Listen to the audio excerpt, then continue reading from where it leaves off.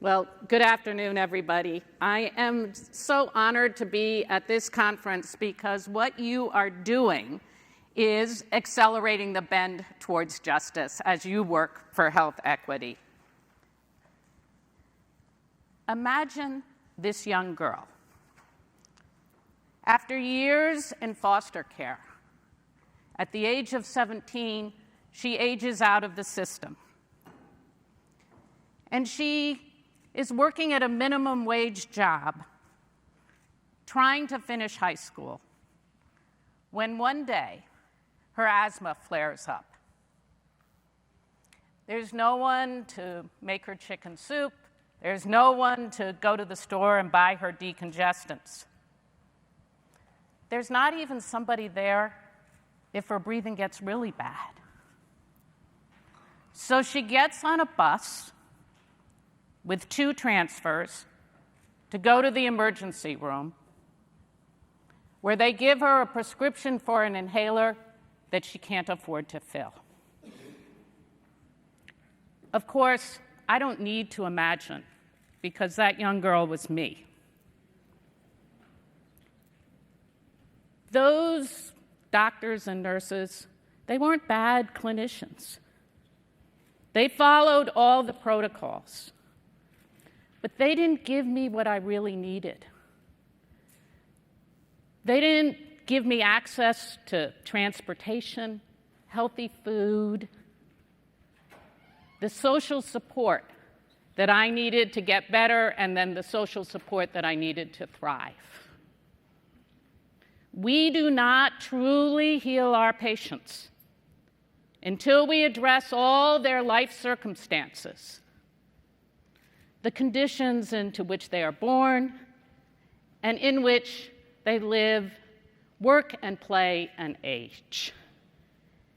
And I believe that to get to health equity, we must address those life circumstances, the social determinants of health. Now, we all know the realities.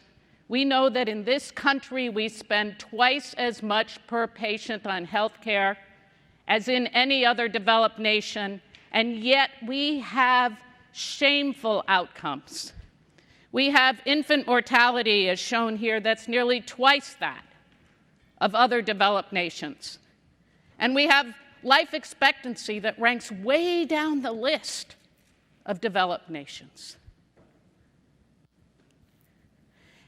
And we have a health system that is characterized by shameful disparities, disparities on the basis of race, ethnicity, gender, geography, sexual orientation, immigration status, incarceration history, and socioeconomic class. Think about the fact that Black women have pregnancy-related deaths that are 3 to 4 times higher than white women. Think about the fact that African Americans, on average, live 6 to 8 years less than whites. Think about the fact that socioeconomic status directly correlates with life expectancy in our nation, with the poorest living 20 years less than the richest. In my own town of New York City, the life expectancy 3 subway stops up in Harlem is 77 years. In my neighborhood, it's 85. 3 subway stops. We are the richest nation in the world, and yet we have these poor outcomes and these disparities. So we all agree with Martin Luther King that of all the forms of inequality, injustice in healthcare is the most shocking and inhumane. But we have to do more than agree with that. We have to understand that it is the unequal distribution of money, of power, and of resources that results in health disparities. and that true health comes from social, economic, and political justice. And that means that we, as healthcare personnel, we have to work for that social, economic, and political justice if we're going to accomplish our mission of improving the health of our patients. I believe that we must redesign our healthcare system. In the United States, life expectancy has actually declined every year since 2015 as we spend more and more money. I believe that we need to redesign our healthcare system from one that is a sick care system to one that is a health, well care system. We have to move from a reactive approach to a proactive approach. We have to move from one that is disease-based to one that is prevention and wellness-based. We need to move from acute interventions responding to crises to one that is about primary care. We need to move from one that is hospital and provider-centric to one that has a population and a community focus. And we need to move from fragmented care to coordinated care across the lifespan. Really, what I'm talking about is we have to move from a model that's a medical model to one that's about social determinants. In sum, I believe that we must redesign our healthcare system with a focus on health equity, and that addressing social determinants of health is key to doing that. We agree that your zip code is a more powerful determinant of health status than your genetic code. But we spend more money deciphering our genetic codes than understanding about the impact of zip code.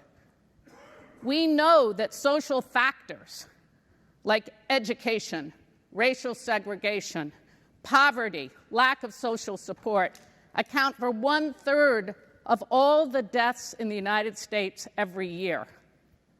But where do we spend our money? So I believe that we have to start addressing the social determinants of health, things like race, ethnicity, gender, socioeconomic status, poverty reduction, education, occupation, job security, access to good housing, access to clean water, food, nutritious food when you live in a food desert. And we have to address neighborhood safety and violence prevention.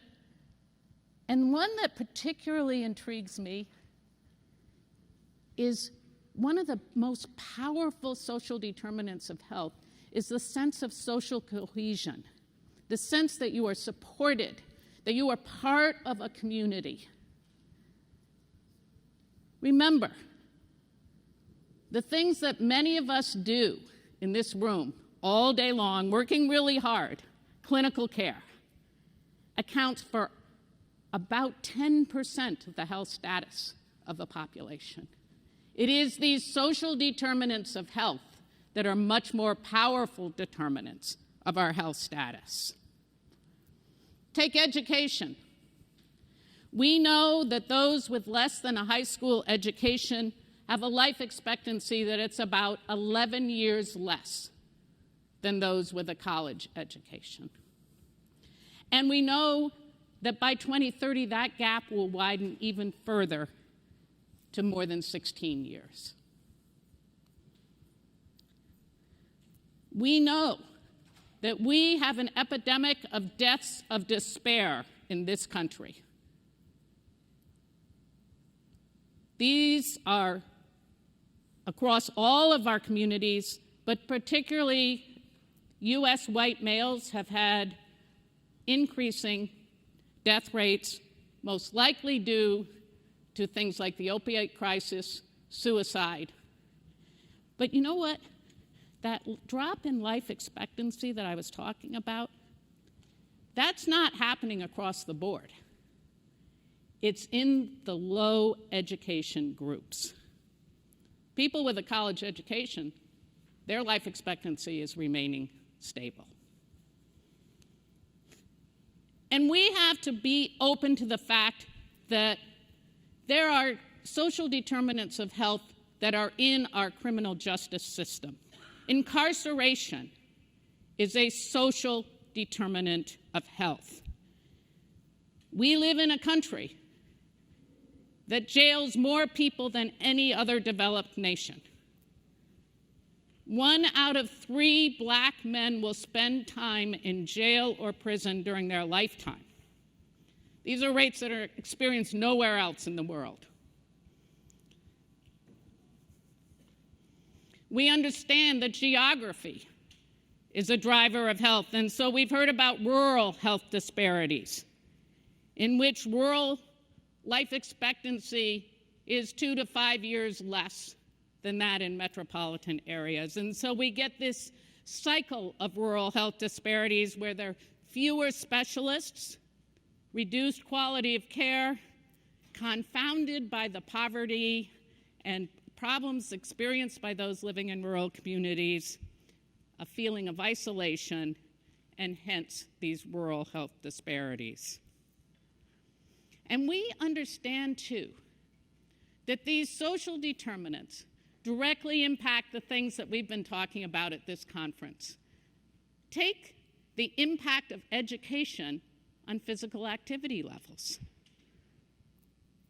Those with less than a high school education only have a 10% chance of meeting the guidelines for aerobic exercise.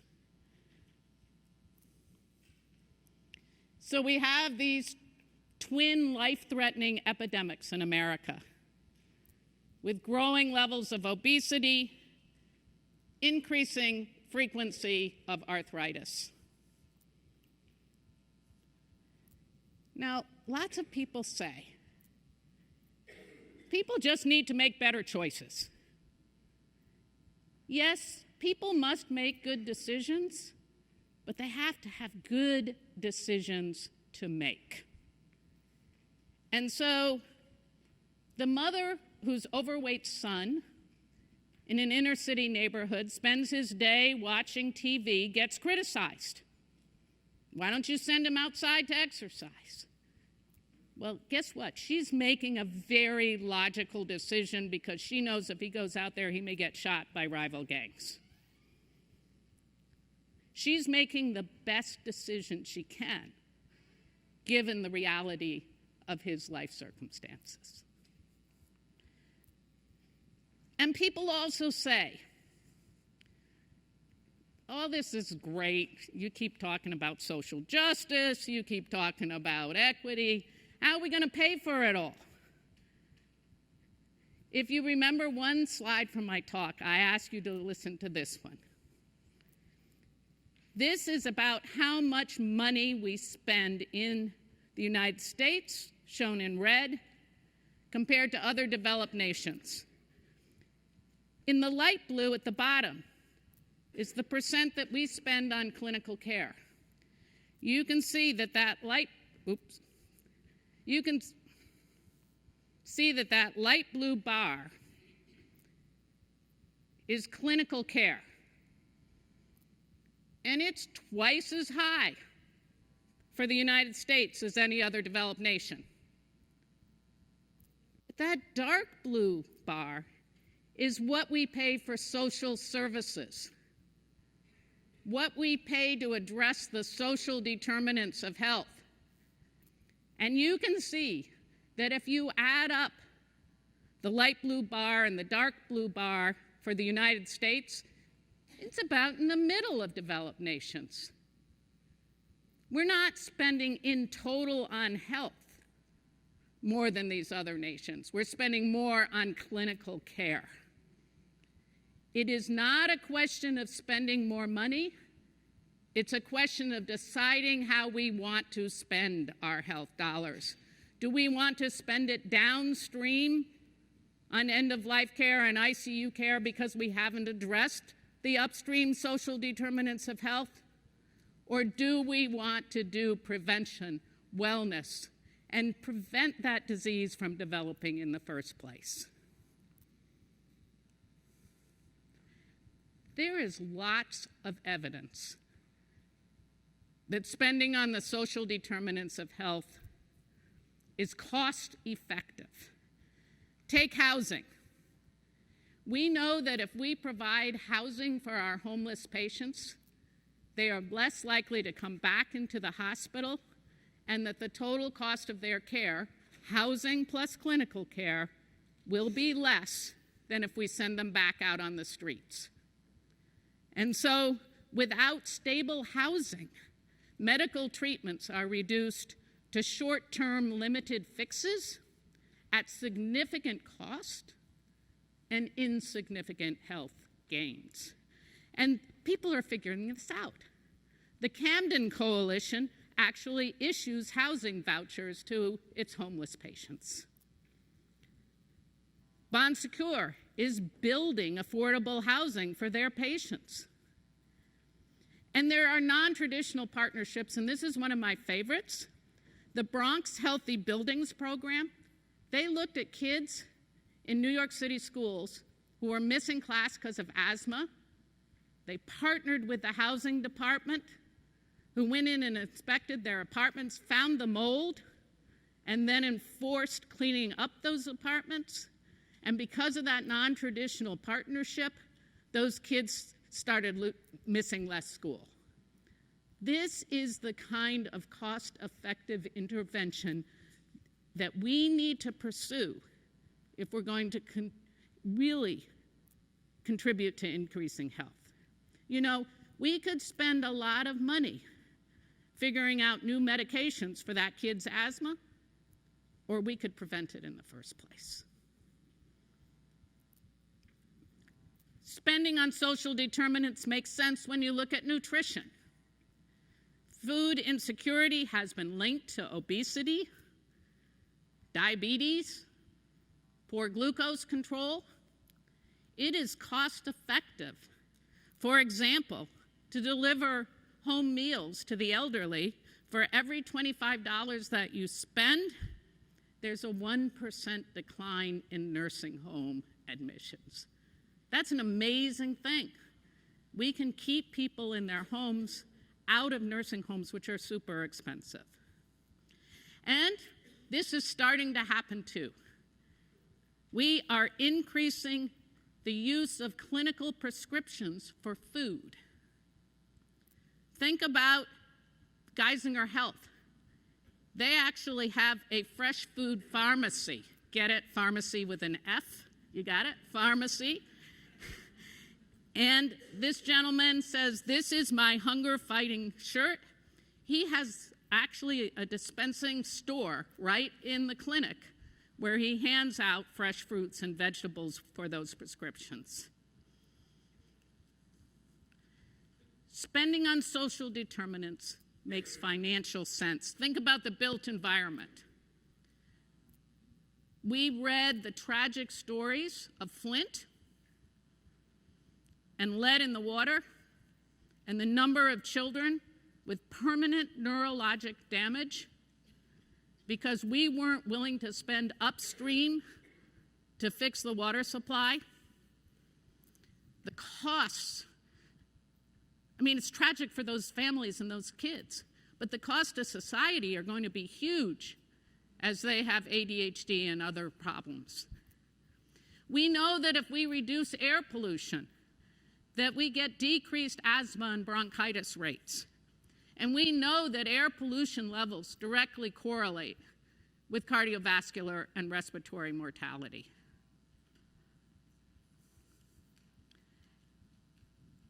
So why aren't we just doing it? There are challenges to adopting a social determinants approach. It is true that vulnerable populations have higher clinical care costs.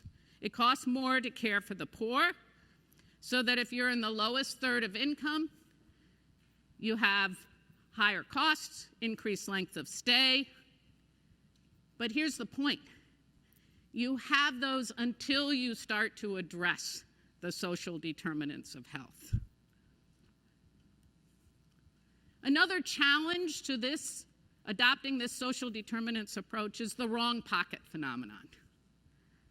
Right now, the clinical care budget is completely separate from the social services budget, and everybody's watching their own budget, and they don't want to spend out of the clinical budget to address, quote, social problems, and vice versa.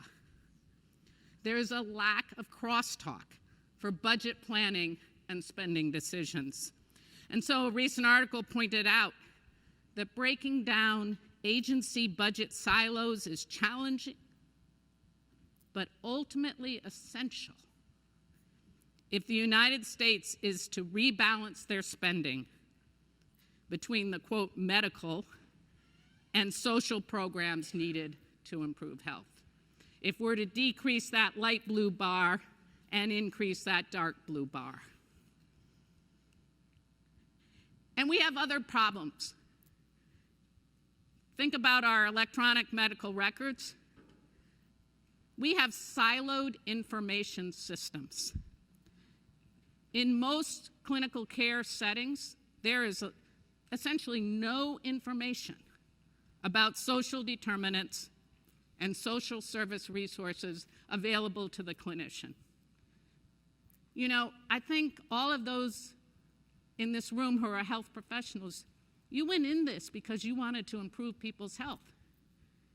You want to address the social determinants of health, but you need the information to do that, and we're not providing it. One recent study talked about the situation in North Carolina, and they looked at the information system about who's on Medicaid and looked at Medicaid moms and how many of them were enrolled in WIC. Now, those should be exactly the same lists, right? 31% of Medicaid moms were not enrolled in WIC. Those are missed opportunities. So, I'm not here to actually depress you. I'm actually here to say that we are starting to find solutions. And I hope all of you have read or will read these reports from the National Academy of Medicine. Now, they've been talking about social determinants for a while now. In 2014, the National Academy said we need to collect information on social determinants in our electronic medical records. That was 5 years ago. In 2016, the National Academy said we need to include social determinants of health in the curriculum for all health professionals. In 2017, they said, okay, we're not moving the needle. Let's do social determinants of health 101. And they talked about the importance of incorporating a social determinants approach. And in 2019, they tried again, improving social care into the delivery of health care, moving upstream to improve national health. The National Academy of Medicine is saying, as a determinant of health, medical care, clinical care, is insufficient for ensuring better health outcomes. We must implement a social determinants approach. As one of my colleagues said, right now in medicine, it's like we're pulling people out of a river. All our skills, all our research just allow us to pull the people out of the river faster. Let's go upstream and figure out why people are falling into the river in the first place. And my message today is, we have lots of evidence. We have lots of pilots. We have lots of demonstration projects. It's time that we change the system. As Sir Michael Marmot said, and he's sort of the grandfather of social determinants, he said, we understand the key drivers of health inequities. We understand the drivers at the social and political level. Now we must act on them. So how do we do that? We must have intersectoral collaboration. We must get out of our clinics, our hospitals with our blinders on, and reach out to other sectors who address social needs. We have to talk about healthcare professionals working with the criminal justice experts, with urban planners, with leaders of faith-based institutions, with philanthropists, the list goes on. This is not something that we have been trained or rewarded for doing, but it is essential if we are to adopt a social determinants model. And I would say that we need to work in three major areas: policy solutions, care and technology solutions, including screening, and reimbursement solutions. Health in all policies. Health in all policies, as defined by the Robert Wood Johnson Foundation, is at its core an approach to addressing the social determinants of health that are the key drivers of health outcomes and health inequities. Health in all policies means every time we enact a law, a policy, a regulation, we think about the health consequences of that policy. So when we pass legislation about whether what the sentencing guidelines are going to be for cocaine versus crack, we have to think about the health implications of that. So let's look at just a couple of quick policies.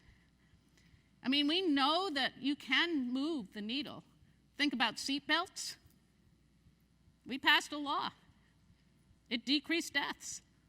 People resisted it at first. Now it's accepted. But also think about some of the things that we do that don't make so much sense. Hey, we all know that high fructose corn syrup-based juices are linked to obesity, and yet we might have one government office that subsidizes corn, and right down the hall, we have another government office that's trying to run an anti-obesity campaign. Now, normally when I give this talk, I introduce the next example with this sort of caveat, that health is impacted by controversial social issues, and so this is complicated. I'm going to take this off of my slide, because last night, when I heard about the 44th school shooting this year, I said, we got to start talking about these issues and stop apologizing about these issues. And then I thought, why did it take a school shooting for you to get this bullet point off of this slide? Because every day, kids are dying from gunshot violence. I should have taken this off a long time ago. Look at this incidence of premature death due to firearms in our country. That light blue bar is us in the US. All the rest of the countries barely fit on the graph. We are a huge outlier. This is a policy that has health implications. And think about soda tax. In Philadelphia, 1.5 cents per ounce soda tax resulted in a 38% decrease in soda sales. That is a health in all policies approach to the obesity epidemic. And you know what? Then they take those revenues and they use them for pre-K programs, because we know education is a social determinant of health. They use it for paying for parks, because we know physical activity is a social determinant of health. And we've shown this over and over again in at least 7 US cities.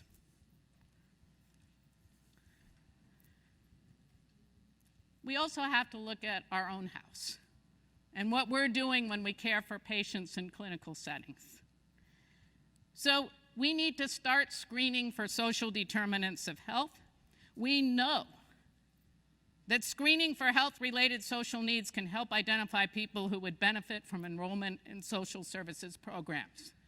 How many of the clinicians in this audience have a social service or social determinants module in their EMR? Raise your hands. Okay, congratulations to the 2 people who raised their hands. Sorry about the rest of you. Because universal screening for social determinants is now recommended by the American Academy of Pediatrics, the American Academy of Family Physicians, OBGYN. We all say it, but we're not doing it. And we could link this screening in our EMR to resources about social services. You know, when you put in like penicillin order for someone with a penicillin allergy, this box pops up and it tells you don't do that. Why don't we have a box that pops up and says, this is the closest food bank for your patient? Some places are doing it. There is an EMR-based tool at Boston Medical Center, which is a community resource directory. And this graph shows how often they are finding problems that require social resources. 18% for food insecurity, for example. Another example, Houston's Patient Care Initiative. The goal is to improve healthcare quality and costs for under-resourced populations by integrating data from the social and medical sources. And they have demonstrated that the availability of this tool has decreased healthcare utilization, decreased healthcare costs, and improved patient function. We have lots of data. It works. A social determinants of health screening tool is used at the Ochin Community Health Clinics. They have 14 screening questions, an EHR-created summary, and an EHR-hosted list of referral resources, and they show that 3/4 of their patients have economic insecurity, half of them have food insecurity, and even the government has developed for accountable health communities a screening tool which has questions on housing instability, food insecurity, and transportation needs. And finally, we need to have payment solutions. CMS is actually leading the way on this with the Accountable Health Communities model. This was a 5-year pilot, yes, a pilot, but to ask the question, can social assistance improve health and reduce costs? $157 million to bridge organizations, to provide housing, transportation, et cetera. And right now, US Congress is considering legislation called the Social Determinants Accelerator Act, which will add an additional $25 million. So those are all great solutions, but I would submit to you that those solutions won't work until we have teams of people to care for our patients who are diverse. It is clear that diversity ensures multiple perspectives and ideas being at the table. Groups perform better when they're diverse and empathetic. Diversity trumps ability. And every time a healthcare provider feels the microaggressions, the microcuts, like Dr. Tamika Cross, when on the airplane she volunteered to help a patient in distress and was told, put your hand down, we're looking for actual physicians or nurses, we don't have time to talk to you. That works against all of these solutions. And how are we doing? Think about the leaking pipeline for women in medicine. We know that over half of medical students are women, that's great, but by the time you get to leadership positions, it's less than 20%. And we know that in fact, There are fewer black men graduating from medical school today than there were in the 1970s. This is shameful. And we also understand that medical students, and I'm talking about medical students because I'm a physician, over 50% of medical students come from the top quintile of family income.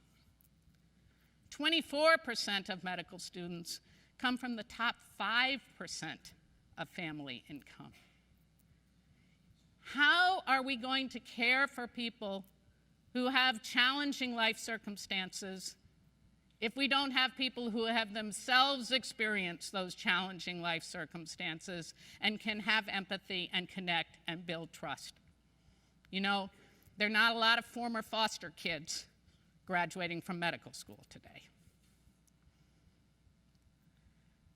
So I believe that if we build those diverse teams, if we adopt a social determinants of health approach, we can move from the idea of health equality, as shown in this very widely distributed slide, in which every kid gets the same size box, and this short kid still can't see the field. I have great empathy for that short kid, okay?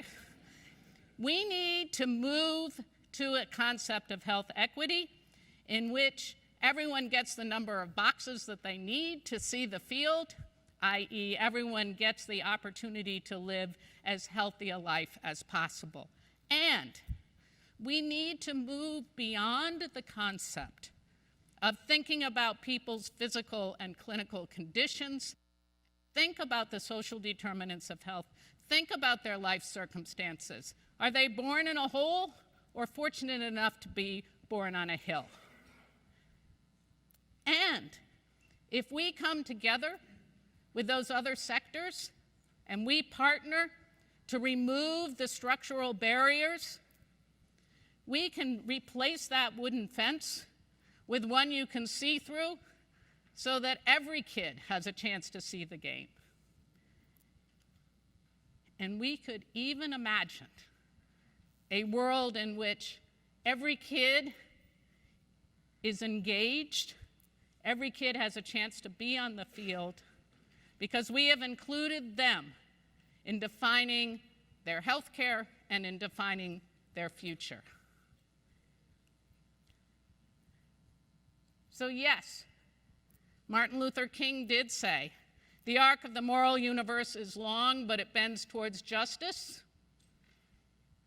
But as was previously pointed out, the arc of the moral universe may bend towards justice, but it doesn't do it on its own.